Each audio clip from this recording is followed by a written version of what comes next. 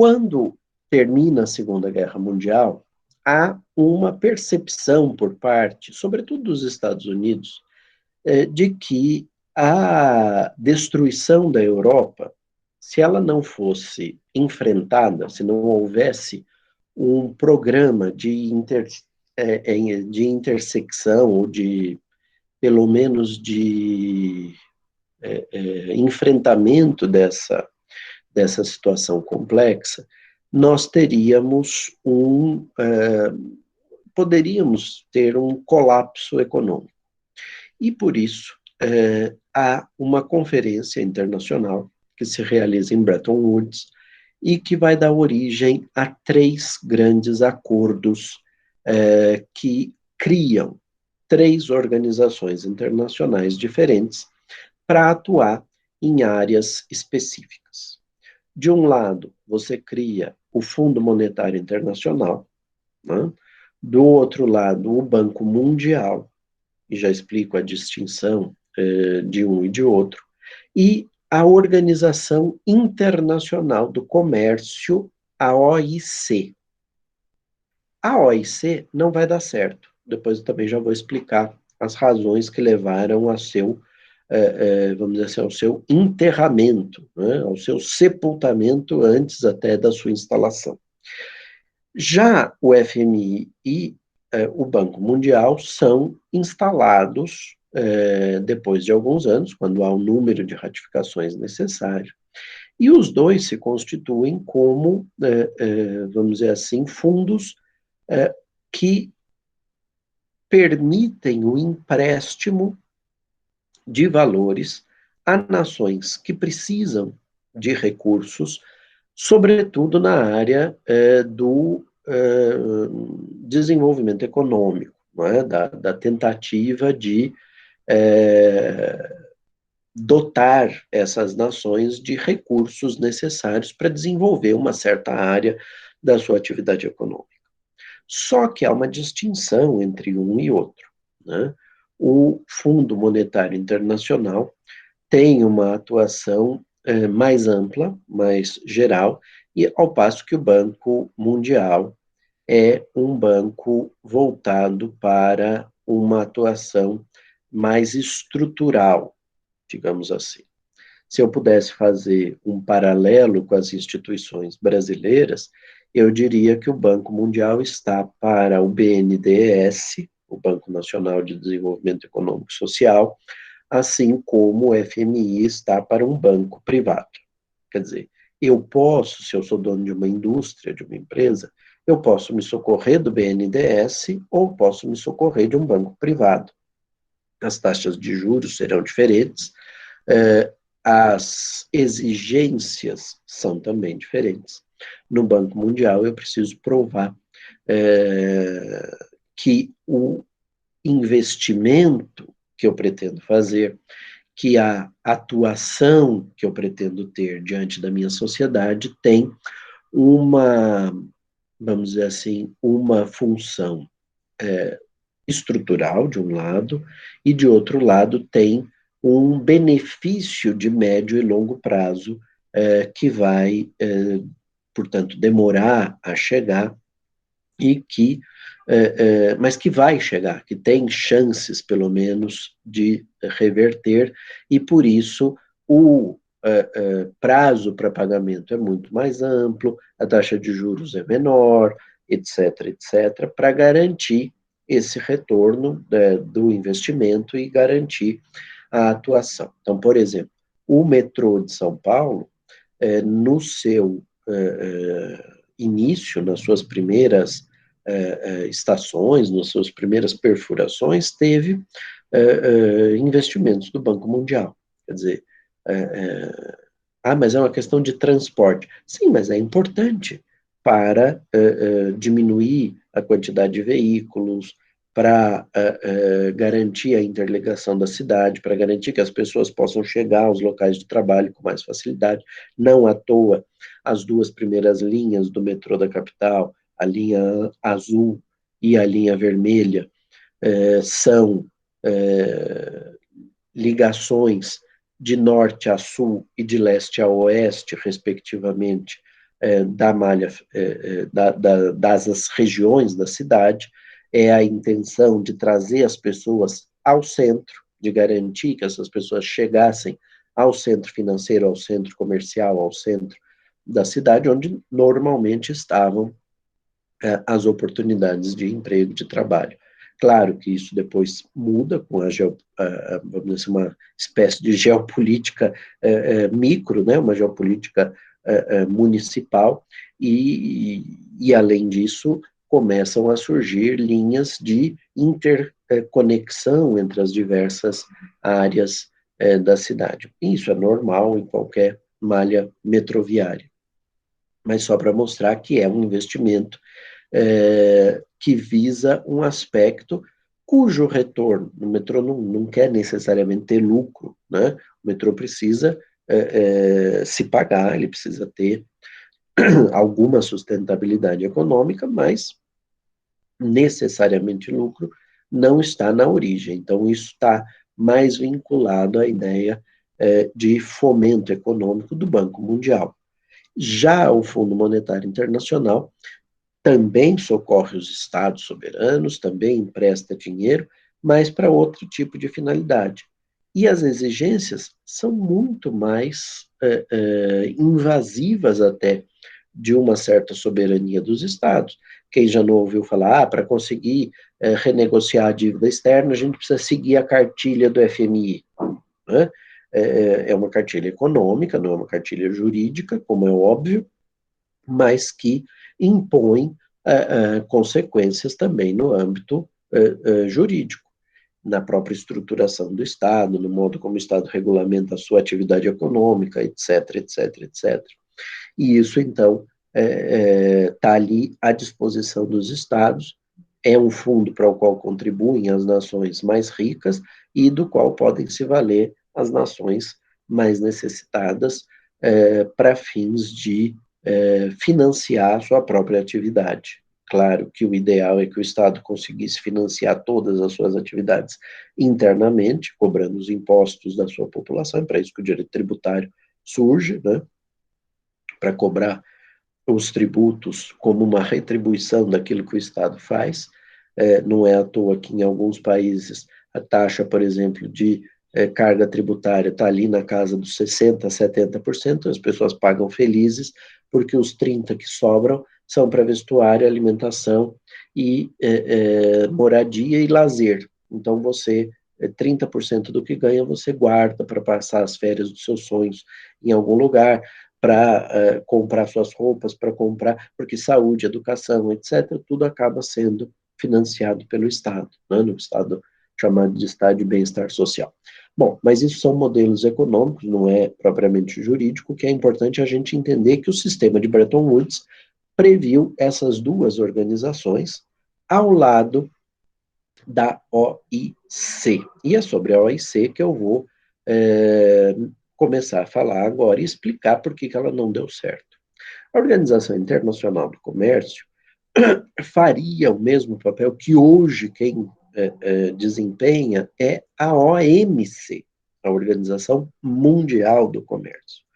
Mas, por ocasião da assinatura dos acordos de Bretton Woods e a sua submissão ao Congresso norte-americano, o legislativo estadunidense negou a autorização para ratificação do Estatuto da OIC. E com isso, os Estados Unidos comunicaram à comunidade internacional que não poderiam fazer parte da Organização Internacional do Comércio. O que a Organização Internacional do Comércio pretendia? Ela pretendia duas coisas, basicamente. A primeira era estabelecer um sistema geral de tarifas aduaneiras comuns, ou pelo menos tarifas aduaneiras máximas, que os estados poderiam impor na sua autonomia, na sua soberania, para situações de importação e exportação desses bens ou desses serviços. E por isso, o que se diz é que a ideia era a de fomentar o comércio internacional, se eu limito o índice de impostos que o Estado pode cobrar, eu faço com que o Estado tenha menos mecanismos de proteger a sua indústria e o seu produtor internos. Se eu pudesse taxar todas as importações acima de 100%, os produtos importados chegariam no país muito mais caros do que eles seriam verdadeiramente, porque é óbvio, ninguém vai pagar esse imposto graciosamente, esse imposto vai ser repassado para o preço final do produto. E aí o consumidor olha para o preço do vinho importado, olha para o preço do vinho nacional e diz, vou comprar o vinho nacional, né? Olha para o preço do queijo importado, para o preço do queijo brasileiro e diz, vou comer queijo brasileiro, paciência. A mesma coisa com veículos automotores, enfim, com tecnologia, etc, etc. Se, por outro lado, eu estabeleço um limite para essa cobrança desses impostos, o Estado precisa saber que ele só pode cobrar o imposto até aquele valor, e isso leva a uma competitividade maior, tendencial, a uma competitividade maior entre os produtos importados e os produtos locais. A ideia, segundo os formuladores, é a de que a indústria interna, então, passe a investir mais em tecnologia para competir melhor com os produtos importados, ter o mesmo nível de qualidade e estabelecer uma competição e deixa o consumidor, no fim das contas, livre para decidir, eu quero esse ou eu quero aquele. Né?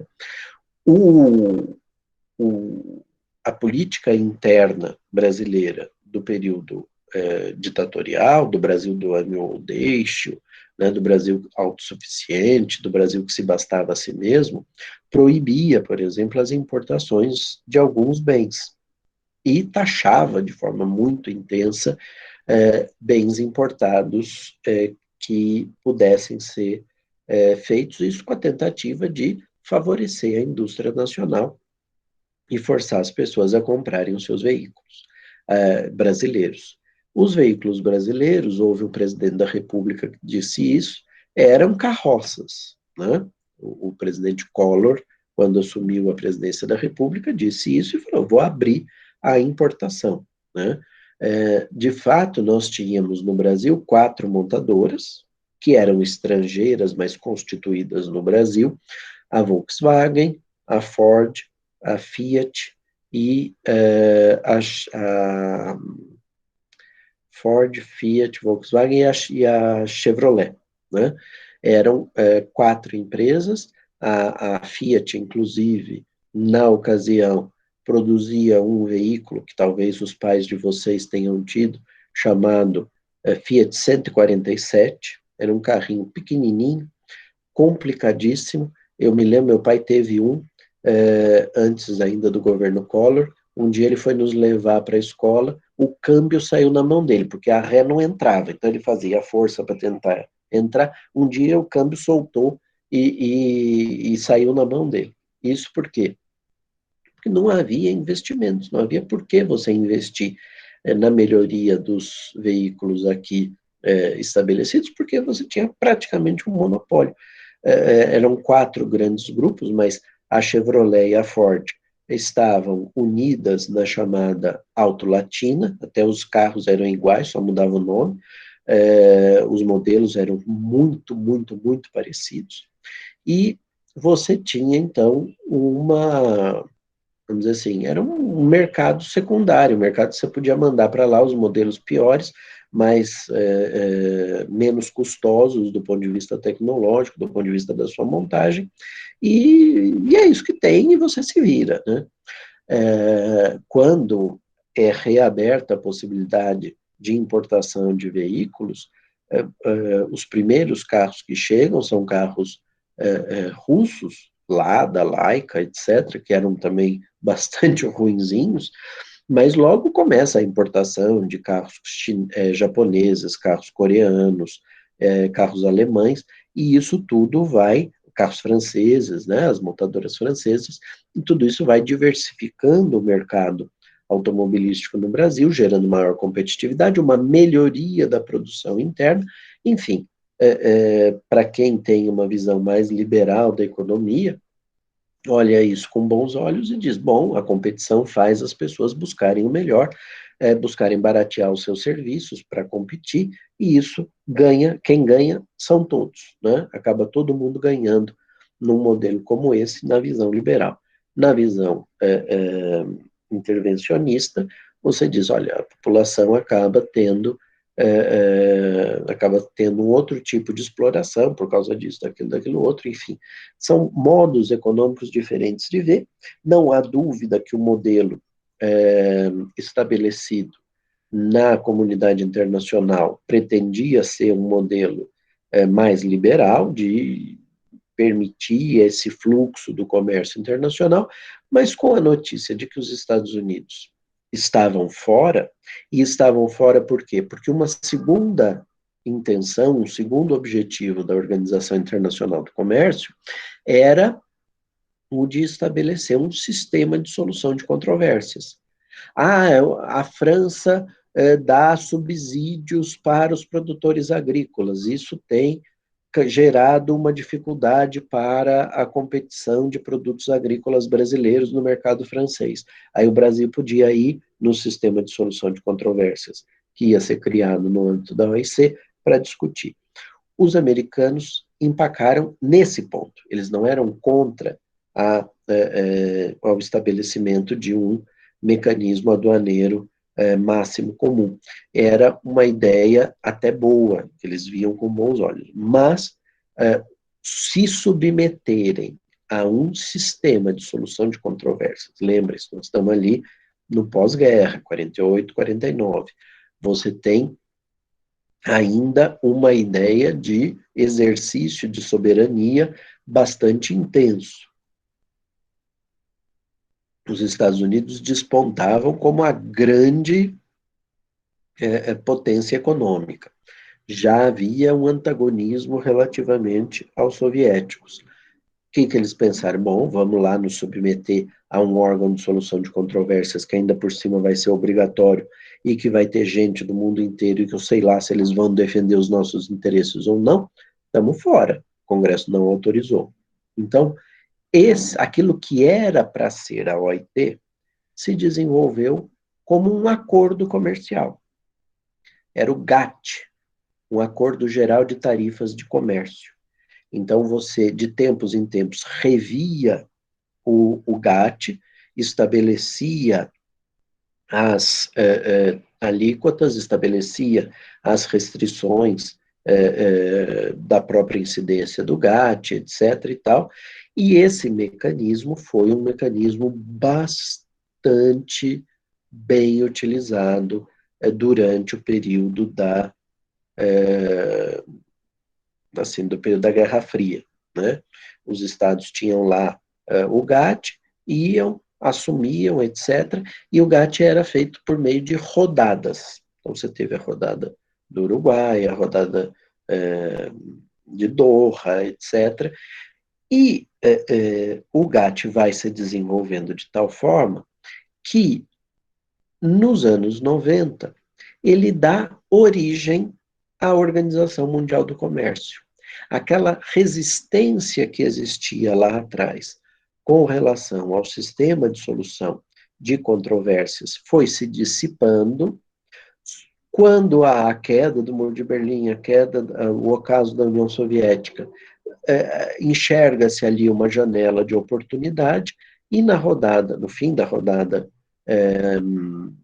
do Uruguai, acho que foi da rodada do Uruguai, com o acordo de Marrakech, porque essa rodada demorou tanto tempo que já não era mais tudo feito aqui no Uruguai, fizeram uma reunião em Marrakech, no Marrocos, e lá se assinou o Estatuto da Organização Mundial do Comércio, prevendo um sistema de solução de controvérsias, prevendo um órgão de apelação. Então, você tem um sistema de solução de controvérsias bastante complexo, que, como a gente viu, é um sistema administrativo, não é um tribunal, né? E esse sistema de solução de controvérsias prevê que todos os estados descontentes com a adoção de alguma medida protetiva, que ele considere protetiva, por parte de um outro estado membro da OMC, pode levar a questão para ser analisada. Então, por exemplo, Brasil e Canadá discutiram em termos de construção de aeroplanos, né, de aeronaves, aeroplano, de aeronaves, tiveram um contencioso nesse sistema de solução de controvérsia, o caso Bombardier Canadá, Bombardier Embraer, que opôs Brasil e Canadá relativamente a eventuais benefícios que se desse a essa indústria ou aquela empresa por esse ou aquele país, etc. E a OMC, por meio do seu órgão de solução de controvérsias, analisa a questão.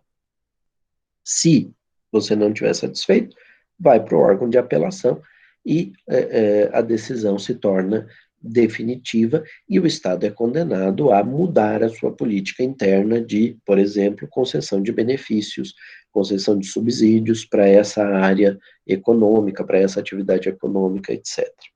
Há uma infinidade de exceções, não é assim uma liberdade total e absoluta até hoje, né? Você tem áreas de atuação econômica que estão fora dos acordos, mas não é só em matéria de mercadorias e serviços, você tem também acordos em termos de propriedade intelectual, chamados TRIPS, e outras áreas em que a OMC atua. Como eu disse, não dá para a gente analisar com muito detalhe cada uma dessas partes especiais do direito internacional, mas a OMC é um sistema que acabou tendo um sucesso razoável durante um bom tempo. A entrada da China na OMC criou muita expectativa. O atual governo norte-americano, o governo não reeleito, na semana passada, enxerga na OMC uma certa subserviência aos interesses chineses, dentro daquela lógica de tensão que eu mencionei para vocês entre os Estados Unidos e a China, sobretudo nesses últimos 4 anos, e por isso o governo americano travou, por mecanismos institucionais lícitos, não tão assim morais e éticos, mas lícitos, travou a escolha de novos membros para os órgãos de solução de controvérsias da OMC, tanto de primeira instância quanto de apelação, e isso acabou gerando uma situação de incapacidade, impossibilidade, na verdade, de decisões por esses órgãos, porque não há quórum, acabaram os mandatos e os membros não foram substituídos, não foram reeleitos, se fosse possível a reeleição, ou substituídos por outros, por conta de uma política de bloqueio deliberado do atual governo norte-americano. O atual diretor-geral da OMC é um brasileiro, Roberto Azevedo. Ele já comunicou que não tem intenção de permanecer, ele vai ser substituído. Há um consenso na escolha de uma diretora-geral, seria a primeira vez que uma mulher ocuparia essa função. A eleição deveria acontecer brevemente, mas foi anunciado, né, é uma nigeriana, eu não sei pronunciar o nome dela, peço desculpa, alguma coisa como Ngozi Okonjo-Iweala, mas não sei se é assim que pronuncia certamente, seria, vamos dizer assim, uma das candidatas, a segunda também é uma mulher, é uma sul-coreana, Yoon Myung-hee, e certamente nós vamos ter uma mulher no cargo pela primeira vez. Entretanto, a eleição de um democrata para assumir as funções de presidente da República, fez com que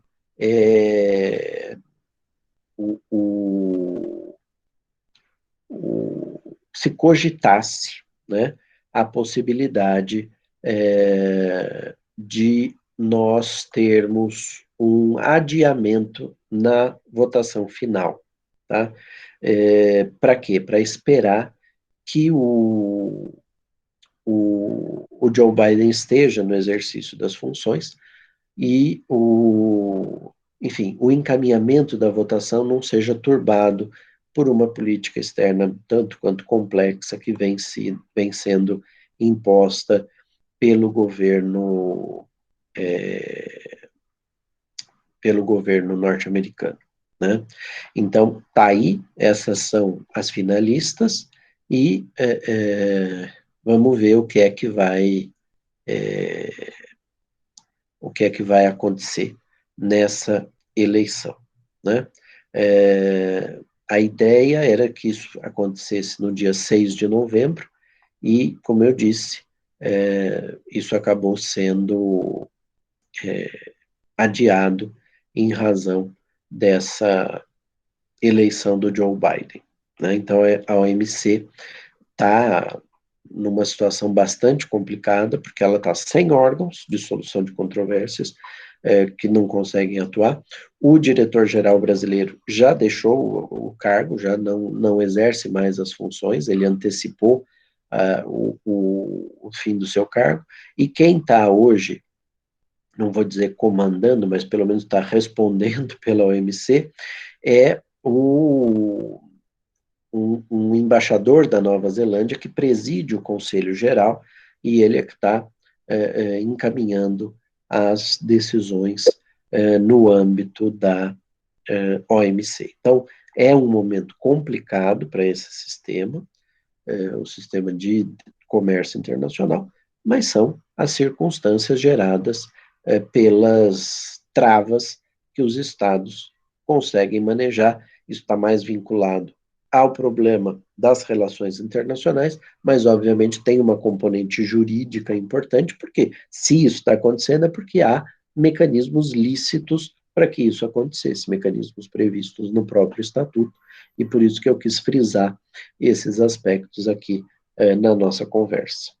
Com isso, então, a gente passa a ter noções gerais sobre o direito penal internacional, ou direito internacional penal, como preferirem, e também sobre o direito econômico internacional, esse sistema global. Claro que existem outros órgãos regionais, por exemplo, no âmbito interamericano, você tem o BIRD, Banco Interamericano do Desenvolvimento, você tem outros órgãos, no âmbito da União Europeia, claramente você tem vários órgãos de fomento econômico entre as nações, que são institucionais, né, ali do espaço europeu, dessa estrutura que é muito própria a eles, mas o âmbito global é formado, então, pelo Banco Mundial, pelo Fundo Monetário Internacional e pela OMC, Organização Mundial do Comércio. São esses três órgãos que juntos gerenciam, vamos dizer assim, as relações econômico-comerciais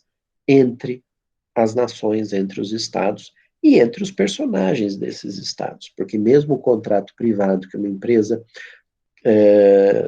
francesa faça com uma empresa brasileira, acaba sofrendo reflexos das normas que Brasil e França impõem, o Brasil obedecendo às restrições apenas da OMC, a França respondendo ou obedecendo a restrições impostas quer pela OMC, quer pela União Europeia, e, portanto, num ambiente, o Brasil também, em certa medida, por causa do Mercosul, né, e nós acabamos tendo esse, não vou dizer conflito, mas essa complementariedade entre as normas regionais e as normas globais, que torna um pouco complexa a análise desse sistema de proteção econômico-comercial das nações.